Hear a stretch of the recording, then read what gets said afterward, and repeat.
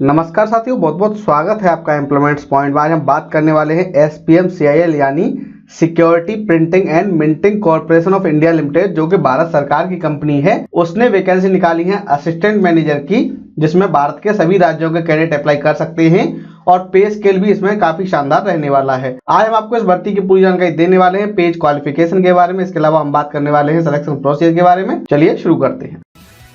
Subscribe कीजिए employments point channel को और पाइए गवर्नमेंट जॉब्स की लेटेस्ट अपडेट्स, और साथ ही बेल आइकन को प्रेस करना न भूलें।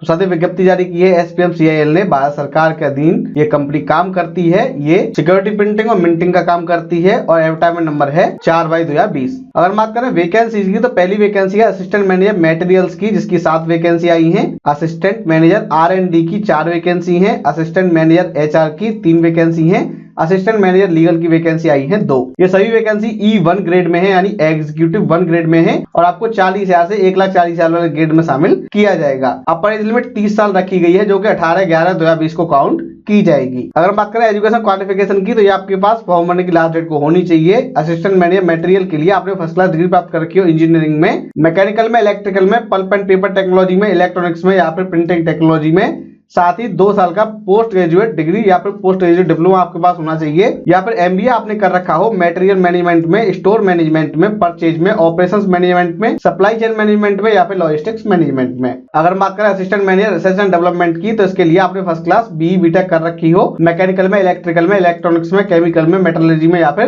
पल्प एंड पेपर टेक्नोलॉजी में, या फिर आपने first class full time MSc कर रखी हो केमिस्ट्री में। अगर बात करें असिस्टेंट मैनेजर HR की, तो इसके लिए आपने first class full time master degree प्राप्त कर रखी हो personal management and industrial research में, या फिर MSW आपने कर रखा हो, या फिर आपने MBA कर रखी हो with HR as a elective subject, या फिर आपने फर्स्ट क्लास 2 साल का फुल टाइम PG डिप्लोमा कर रखा हो मैनेजमेंट में, और जो कि MBA के इक्विवेलेंट हो। अगर बात करें असिस्टेंट मैनेजर लीगल की, तो आपने फर्स्ट क्लास LLB कर रखी हो। बात कर लेते हैं टाइमलाइन की, तो आप 19 से 18 नवंबर तक ऑनलाइन अप्लाई कर सकते हैं।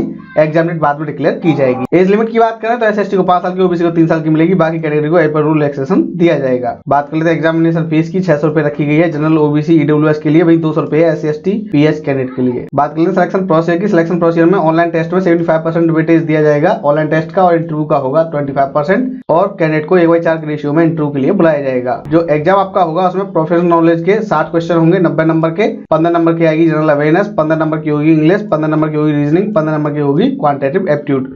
120 क्वेश्चन होंगे, 150 नंबर आपके होंगे।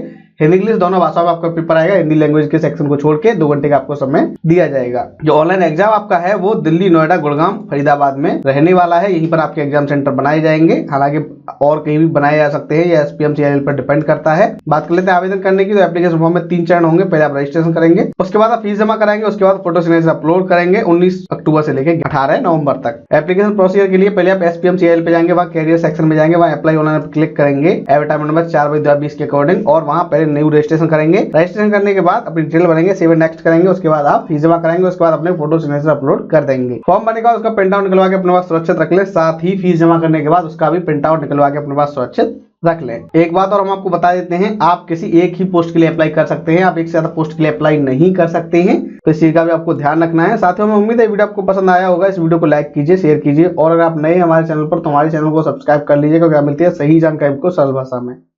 धन्यवाद।